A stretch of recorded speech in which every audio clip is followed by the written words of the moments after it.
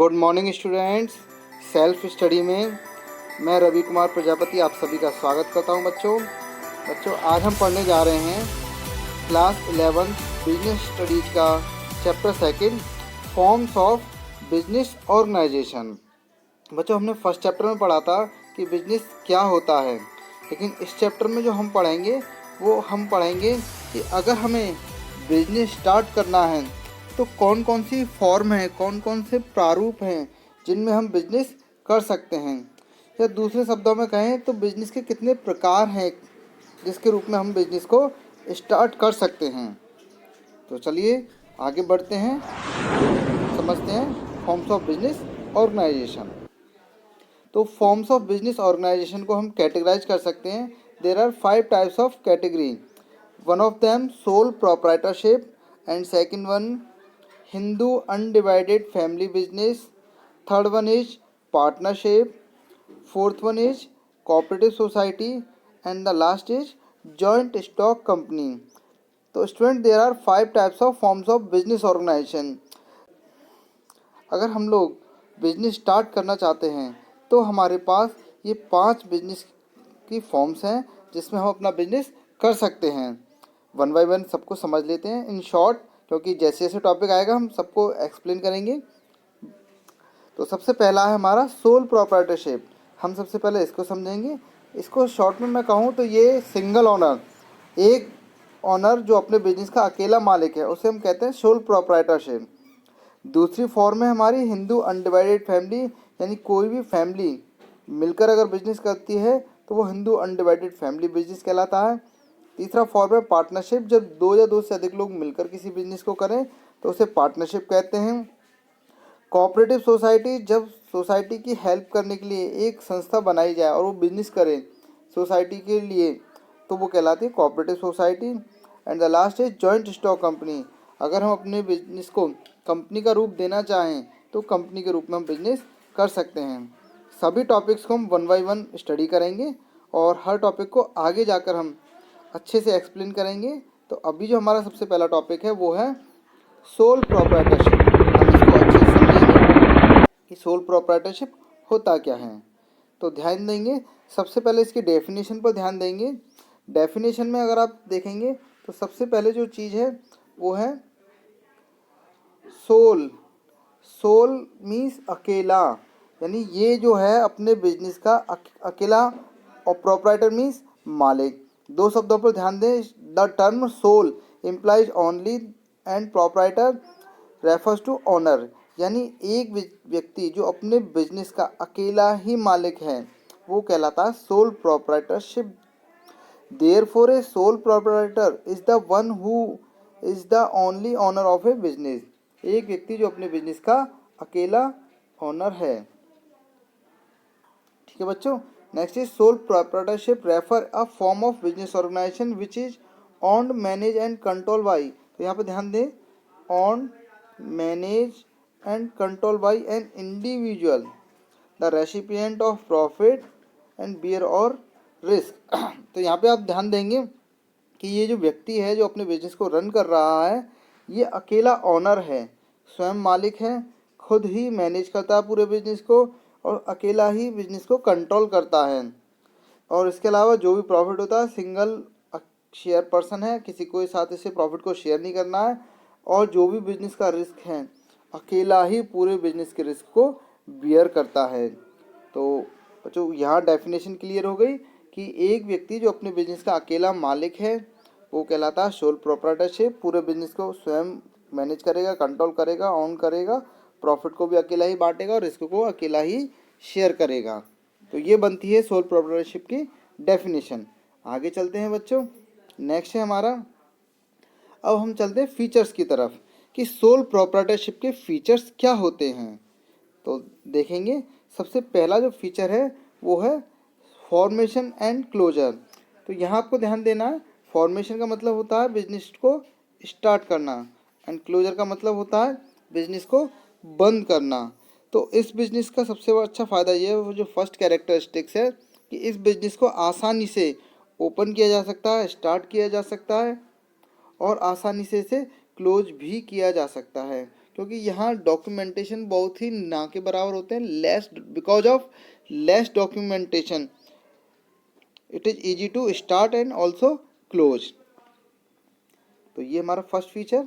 आगे देखते हैं नेक्स्ट फीचर है हमारा लाइबिलिटीज। बच्चों इसको आप ध्यान से समझेंगे।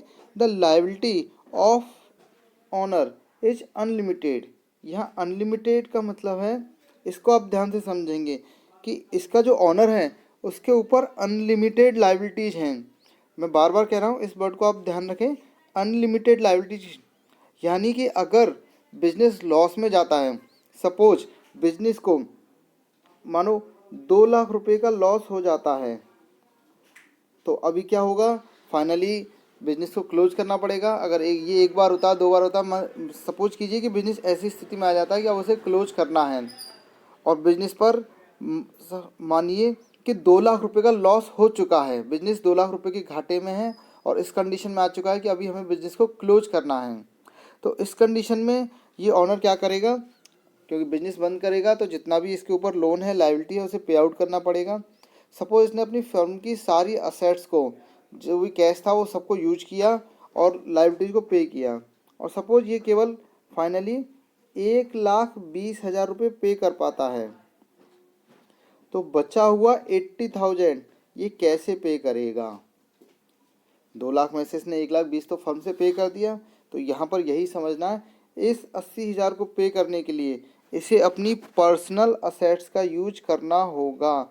मीन्स अगर इसके पास अपना घर, खुद का घर है तो उसे सेल कर सकता है, अगर घर में ज्वेलरी है उसको सेल कर सकता है, कार है, बाइक है, अदर कोई भी प्रॉपर्टी इसके पास है तो उसको सेल आउट करके भी इसको अपनी लायबिलिटीज को क्लियर करना होगा।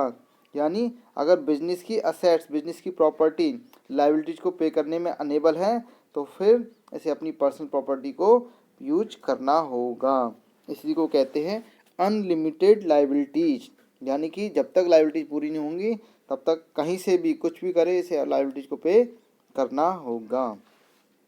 तो दोस्तों क्लियर हो गया अनलिमिटेड लायबिलिटीज। आगे चलते हैं नेक्स्ट।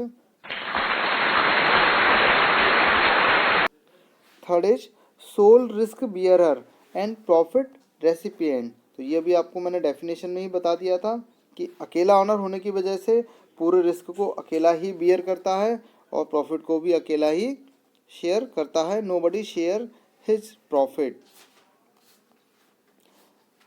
Next control. तो it is one man show. इसे हम वन मैन शो कह सकते हैं क्योंकि अकेला ही सब कुछ करने वाला है। तो ये वन मैन शो है, वन मैन आर्मी है, पूरा बिजनेस अकेले ही से कंट्रोल करना है। बिजनेस के रिगार्डिंग सारे डिसीजन इसे सेल्फ लेने हैं, किसी की कंसल्ट कर सकता है लेकिन फाइनल डिसीजन जो होगा वो इसका खुद का स्वयं का होगा। कोई भी इसके प्लान में इंटरफेयर नहीं कर सकता है। Next is no separate entity, a sole proprietor has no legal existence, there is no distinction is made between the firm and proprietor. बच्चों इसको ध्यान से समझेंगे कि फर्म और उसको चलाने वाले प्रोप्राइटर के बीच में कोई भी डिफरेंस नहीं है। मीन्स कि दोनों की अपनी अलग पहचान नहीं है, दोनों की जो पहचान है वो एक दूसरे से है। बिजनेस की पहचान बिजनेसमैन के अलावा नहीं है और बिजनेसमैन की पहचान बिजनेस से हटकर नहीं है। ये दोनों ही एक व्यक्ति हैं। मीन्स अगर मैं दूसरे शब्दों में कहूँ तो एक के बिना दूसरा ख़त्म हो जाएगा। सपोज अगर बिजनेस ख़त्म हो जाता है, मानो बिजनेस का हम नाम है एक्स एंड सन्स, ये बिजनेस का हमने नाम रखा हुआ है और मानो उसको चलाने वाला व्यक्ति है राम। अगर ये फर्म ख़त्म होती है तो ये व्यक्ति भी ख़त्म हो जाएगा। अगर ये व्यक्ति का एक्सीडेंट हो जाता है और ये व्यक्ति ख़त्म हो जाता है तो फर्म को चलाने वाला कोई नहीं होगा, तो ये भी खत्म हो जाएगी। तो इससे ये पता चलता है कि एक के बिना दूसरे की लाइफ नहीं है, एक के बिना दूसरे की पहचान नहीं है। यदि बिजनेस ख़त्म हो जाएगा तो बिजनेसमैन भी ऑटोमेटिकली ख़त्म हो जाएगा। तो ये है इसका मीनिंग, नो सेपरेट एंटिटी, अपनी अलग कोई पहचान नहीं है। Next, lack of business continuity, इसको ध्यान रखें। तो ये कुछ ऊपर वाले टॉपिक की तरह ही है, जिस तरह से अपने कोई अलग आइडेंटिफिकेशन नहीं है बिजनेस की और बिजनेसमैन की, इसी तरीके से यहाँ है लैक ऑफ एग्जिस्ट कंटिन्यूटी, कि एक ख़त्म हो गया तो दूसरे को ख़त्म होना ही होगा। यदि बिजनेसमैन ख़त्म तो फिर बिजनेस का आगे चलना इम्पॉसिबल है। बिजनेसमैन की डेथ हो जाए, बीमार हो जाए या और इंसॉल्वेंट हो जाए तो बिजनेस ऑटोमेटिकली ख़त्म हो जाता है। इसीलिए इसे कहा गया लैक ऑफ बिजनेस कॉन्टिन्यूटी। ये फॉर एवर चलने वाला बिजनेस नहीं है। चलिए आगे देखते हैं। अब बात करेंगे हम सोल प्रोप्राइटरशिप में की मेरिट्स की, कि अगर हम इस बिज़नेस को करते हैं तो वो कौन कौन सी मेरिट्स हैं जिसकी वजह से हमें इस बिज़नेस को चूज करना चाहिए और स्टार्ट करना चाहिए। तो देखते हैं, मेरिट्स पर फोकस करते हैं। The first merit is quick decision making. सबसे अच्छी बात जो है इस बिज़नेस की वो ये है कि यहाँ डिसीजन आसानी से लिए जा सकते हैं। इसका कारण सिर्फ एक ही है कि हमें किसी के साथ डिस्कस नहीं करना है, हमें किसी के साथ मीटिंग नहीं करनी है, सारे डिसीजन हमें सेल्फ लेने हैं। He takes all major and minor decision, चाहे डिसीजन बड़ा हो या छोटा हो, सेल्फ ही करना है, किसी की सलाह नहीं लेनी है, कोई इंटरफेयर करने वाला नहीं है। कॉन्फिडेंशियली ऑफ इंफॉर्मेशन, यहाँ जितनी भी इंफॉर्मेशन है वो सारी की सारी सीक्रेट है, क्योंकि इसे अपने बिजनेस को किसी के साथ शेयर नहीं करना, बिजनेस की इंफॉर्मेशन को किसी के साथ शेयर नहीं करना होता है। ये पब्लिक के आगे अपने अकाउंट्स को शो करने के लिए बाउंड भी नहीं है, तो इसलिए इसकी जो बिजनेस की इंफॉर्मेशन है वो सारी सीक्रेट हैं। ये इस बिजनेस की अच्छी बात है कि डिसीजन भी हमें जल्दी मिल सकते हैं और हमारे बिजनेस की इंफॉर्मेशन भी किसी के साथ शेयर नहीं होती है। Direct incentive, next, it enjoy all the profits of business as there is one else to share earning of business, क्योंकि ये अकेला ही करने वाला है तो इससे अपने बिजनेस के प्रॉफिट को किसी के साथ शेयर नहीं करना है, इसीलिए इसे कहा गया डायरेक्ट इंसेंटिव।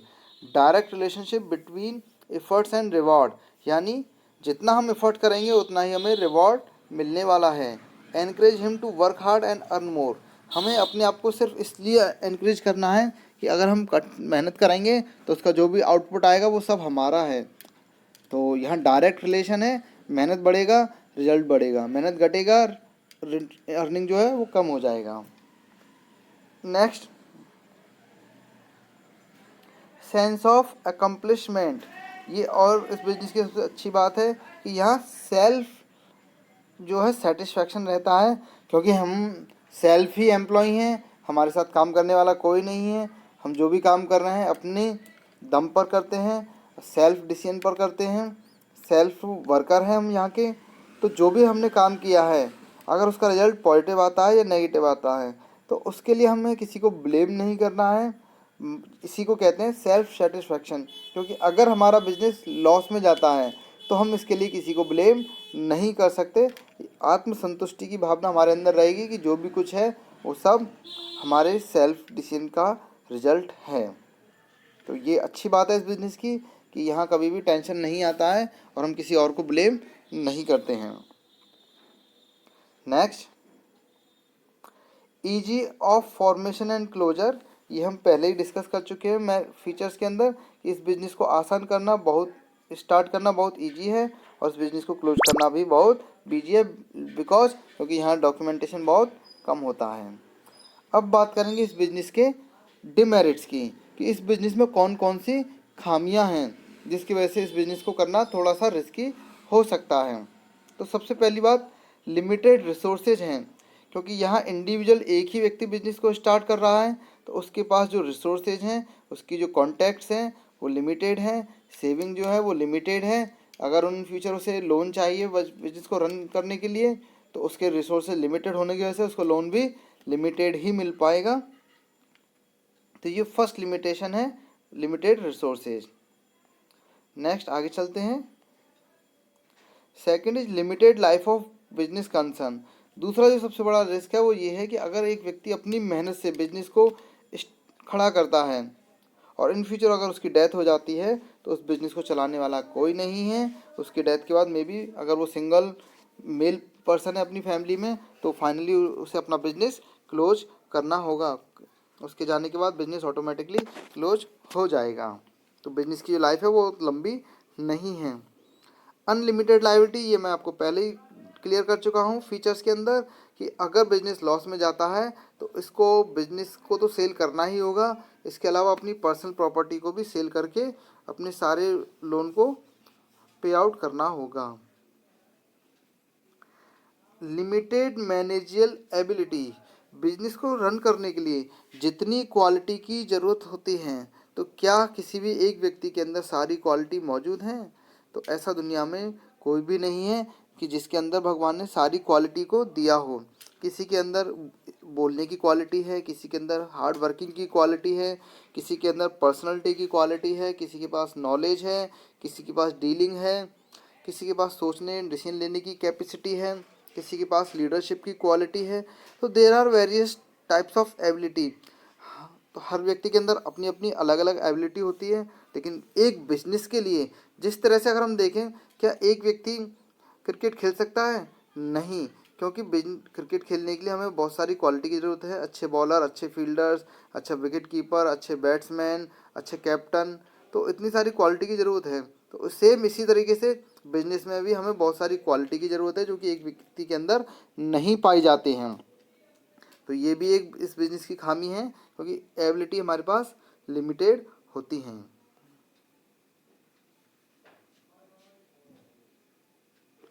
तो दोस्तों, यहाँ पर आकर आपने देखा, हमने आपको सोल प्रोप्राइटरशिप कंप्लीट कर दिया। आपको आई होप कि आपको पूरा चैप्टर समझ में आ गया होगा कि सोल प्रोप्राइटरशिप होता क्या है। जल्दी हम मिलेंगे नेक्स्ट वीडियो में और हम उसमें समझेंगे हिंदू अनडिवाइडेड फैमिली बिजनेस क्या होता है और उसे कैसे स्टार्ट किया जाता है। बाय बाय दोस्तों, जल्दी मिलते हैं नेक्स्ट वीडियो के साथ।